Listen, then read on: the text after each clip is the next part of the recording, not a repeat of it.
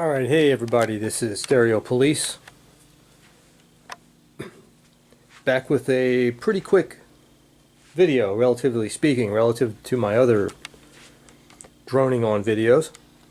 And the topic of this one is just an update on the Yamaha A-S1100 integrated amplifier as well as the Klipsch Forte 3s. And this update is more or less geared towards owners of them. I just wanted to relate a couple of experiences that I've had that might be helpful. Just like anything, when when I first started doing reviews of this equipment, it was all new, and you discover things as time goes on, idiosyncrasies, let's say, for lack of a better word. And so I wanted to cover a couple of things about the A-S1100 and a couple of things about the Klipsch. And let's start with the Klipsch because that's pretty easy. I noted in one of my earlier reviews that this particular sticker on the back, you can see it bubbling there, tends to come off. See that? The adhesive they use tends to pull away, and I just go along and push it back, and then, as time goes on, it'll bubble out again. I haven't discovered a way to, well, I've thought about ways of fixing that permanently, like pulling the sticker off and, re-adhering it using an epoxy of some kind. But as of now, I just don't seem to care.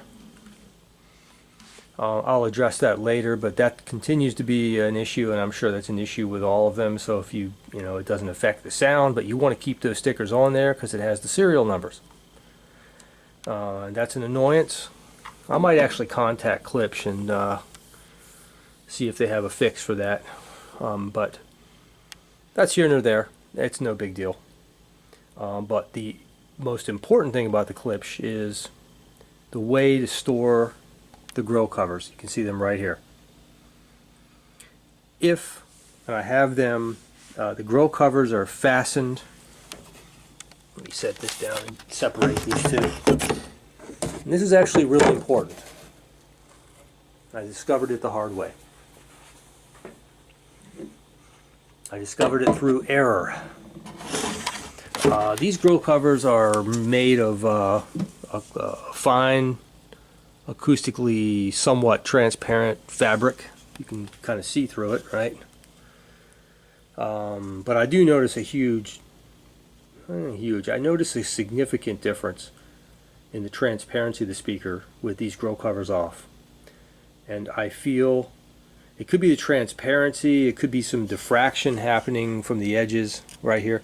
I don't know, but I much prefer the sound with these off, so they're going to be off much of the time, but yet they need to be on during periods of non-use, long periods of non-use, to keep dust out of the compression driver and off of the dome of the tweeter. I think that's, and to keep bugs out as well, bugs like little cubby holes like that. So these grill covers are going to be off and on, off and on. And when they're off, I made the mistake of doing this a couple of times, just out of sheer laziness. Okay, and that's just propping the grill cover up at an angle. Well, guess what happens? They will begin to warp in the direction of that slant. And when they warp, and you go to snap them back on, and the way they snap on is you have a series of little magnets right here, they're pretty powerful, probably rare earth magnets, that snap to these screws right there. And when they warp, they won't snap on properly. You'll get some of these magnets will snap and others will not, because they're warped. And so I found the solution to that. It's not only a fix when they are warped, but it's a preventative measure, is to lay them on a nice flat surface and lay one on top of the other like this, both with the logos, one on top of the other, and let the magnets snap to each grill cover. And if you do that and you lay them on a flat surface and leave them there, when you go to return the grill covers to the speakers, they will fit perfectly. They will not be warped, and they will fit perfectly every time. I don't know if that information is in the owner's manual or not, but I'll tell you what, it really ought to be. Really, really ought to be. And another thing that I'd mentioned early on is getting the grill covers off is kind of challenging, and I've been wanting to put a little fabric tab, maybe glue it or staple it to the backside to stick out a little bit somewhere so you can just pull the tab and release the magnets. Haven't done that yet, but that is something I'll probably do at the bottom, something I wish Klipsch had done for me. I think it's really necessary. And I know I'd mentioned this before, but the way you have to get the grill covers off is, you know, they fit, when they're here, they fit almost flush, and you kind of have to get your fingernails in there and pull, and you can see what I've done with my fingernails. I've etched away a little bit at the finish. I wish that was not the case, and that would be prevented with a little fabric or hard tab at the bottom to remove the grill covers. Okay, but keep in mind storage of the covers when they're off. Flat surface, one on top of the other, you'll be just fine. And like I said, I'm repeating myself, but if you do store them at an angle and they do get warped, place them just like this on a flat surface and they will unwarp. Alright, so enough the Klipsch. Let me get to the A-S1100. And by the way, I still am loving the A-S1100 and the Klipsch as much as I ever have. I'm still amazed at their sound. It's phenomenal. Still love it. Still brings a smile to my face even when they're just playing background music and I walk by. I'm like, wow, this is awesome. So all that's good. One negative thing and one positive thing about the A-S1100. Let's start with the positive thing. I think it's positive. There were a couple of times where you can see I'm in my basement, and I want to talk. I have something to say about that in a minute. Let me. I'll get back to that. But I'm unfortunately, my listening room is in my basement, and the basement is partially finished. This is the only spot I have right now. It is a very nice spot actually, because there's a nice patio that goes out back, and you can, you know, listen to. You know, it's a nice place to hang out. I can kind of open the window right there and hear some music. You know, not perfect listening position, but still sounds great. And then I have my listening spot right here and all that. So, but the basement is unfinished, and as part of that, they have this metal, aluminum foil coated, stranded with fibers of some kind, insulation. There's insulation behind it, and there came a couple of occasions where I accidentally had some speaker cables that were, it's those red and white ones down there. A couple of them were dangling back, and they both touched the metal foil, and they were hooked into the A-S1100, and it triggered the protection circuitry. It created a dead short across the speaker wires. So I got to discover accidentally how the protection circuitry works, and it works perfectly. That short was going on for some time. I was trying to figure out why one channel wasn't working, and I was back and forth.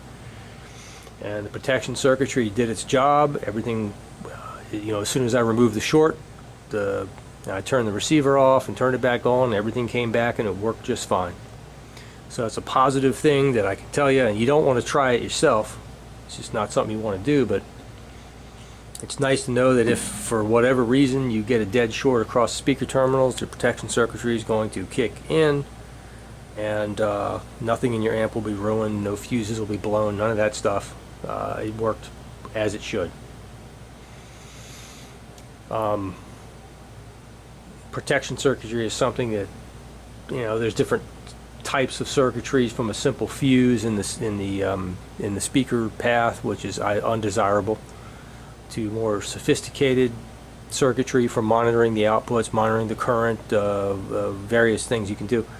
Some purists don't want that sort of thing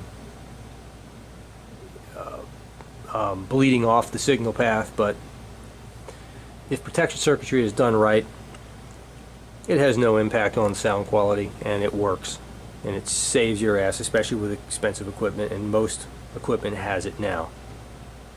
Has good protection circuitry, and it's nice to know that it works. So that's one positive thing. And here's the only negative thing so far about the A-S1100.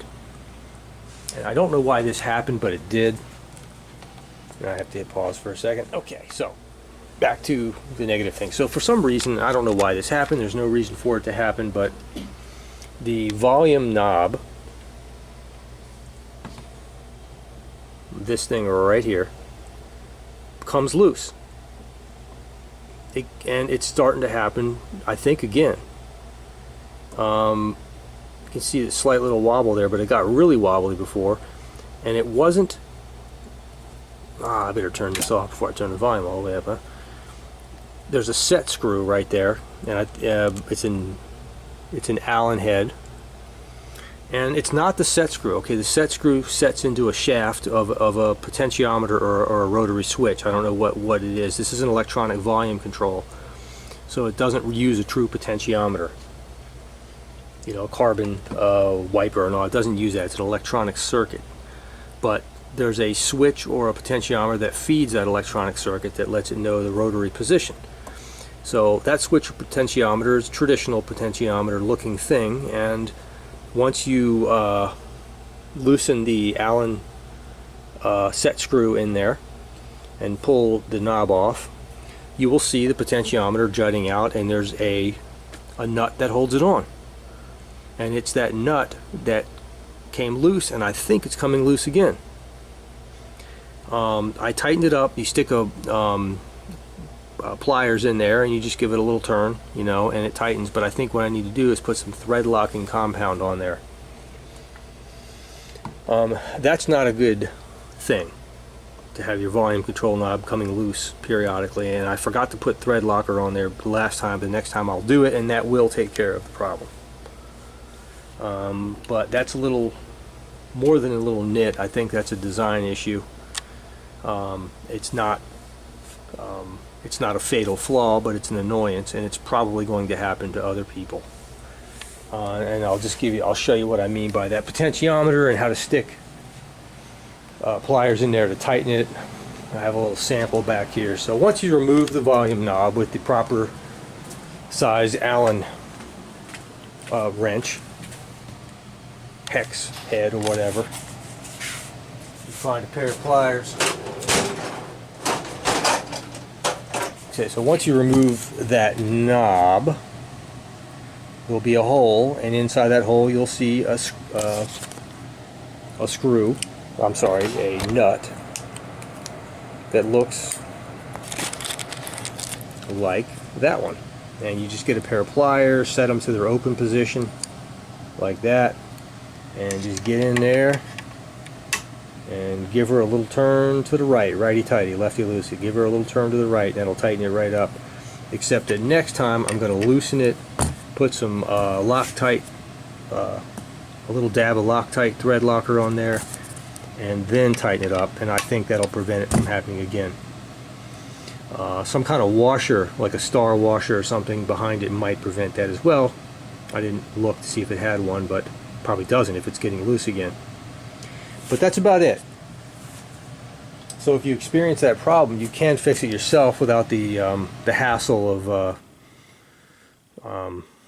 returning it for warranty work and having it, you know, be out of your presence for a month and a half or whatever it takes, and heck knows, you know, just the hassle of schlepping the thing to wherever you have to. It can be fixed yourself. Alright, so I hope you guys find that useful, and other than that, I will say that I'm still extraordinarily happy with my system, with the AS1100 and the Forte 3s And there's nothing to say about the TIAC NT503.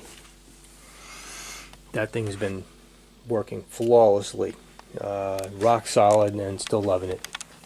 Alright, y'all, I'm done for now. Thanks for watching again. Hope that was useful, and until next time, ciao ciao. I know it appeared as though the video ended, but I got a little motivated and thought I'd go ahead and try to take care of my loose volume knob once and for all. Hopefully. I realize that this sort of thing shouldn't have happened, and I don't understand why my volume knob is loosening up, but I'm going to show you what I'm going to do to fix it, and maybe it'll happen to someone else. Maybe I just got the one. Who knows? But, and you know, as I mentioned, all in all, I love this amp.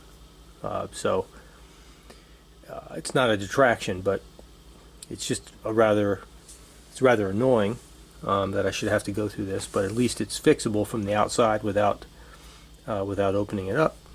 So when you rotate the volume knob around, you'll see the hole that's exposed for a, oh, what is it? It's an Allen wrench, and it's a 2mm. It's a 2mm Allen wrench, rotated to the left just enough to where you can pull the volume knob off. And there's a set screw in there. And I'm going to put a little Loctite on the set screw. There's the Loctite. It is medium strength thread locker. I'm going to put a little Loctite on that to make sure the set screw stays where it is. But here's the culprit, and there's the switch or the potentiometer, whatever it is, and it's held on by a nut, and that nut loosens up. And I suspect it loosens up because there's no washer on it. Normally you'd use a washer on there. You just go ahead and pull it off. And you can pull it off being very careful and just let the potentiometer rest. It's got, oops, it's got a little keyhole there, so it can't get out of alignment. It'll hold it in place, a little dot on the right. So there it is.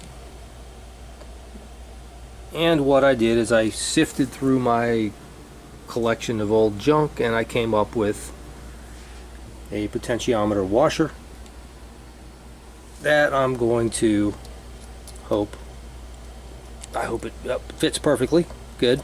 Alright. So I'm going to put the washer in there, and then I'm going to put a little dab of thread locker on it, and then put the screw, the nut on, and tighten it up real good, and I really believe the combination of the two should hold just fine. And that was a two-handed job. So there it is. You can see a little bit of the blue on there. I'm going to wipe that off, and I put the thread locker on there, then rotated the nut, and it swirled it all around on the threads, and now it's just a matter of giving it a little tighten.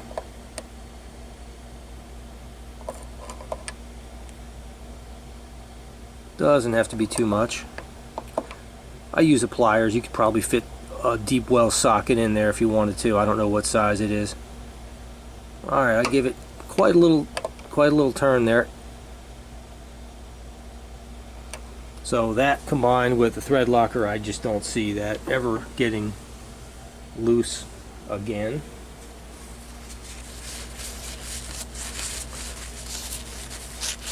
Try to get rid of the excess thread locker, not that it matters.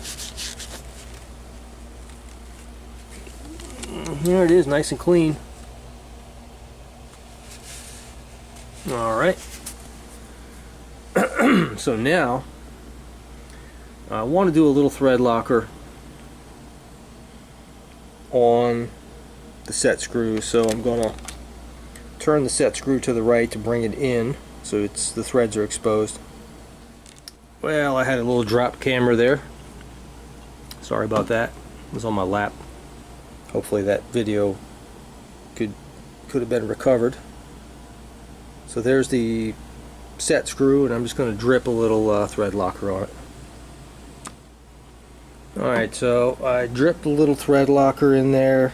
I'm going to clean a little bit of that out with a paper towel or stick it in there and get it out, but it's medium strength thread locker. It's fairly easily undone. And now I'm going to put her back on and hope for the best. Alright, so to install the volume knob, well, we'll rotate the potentiometer all the way to the left and slide the knob on and align the notch on the knob with the minimal volume level and start giving her a tighten. That's exactly what I'm about to do.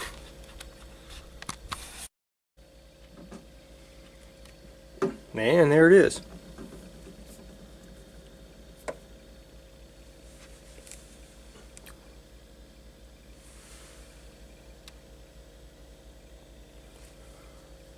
And when you tighten it up, you kind of have to pull the volume knob away about a credit card's thickness and then tighten it, otherwise this thing will slide all the way on, and when you tighten it up it'll rub against the aluminum faceplate. So just bring it back a little bit and give her a tighten, and it feels good.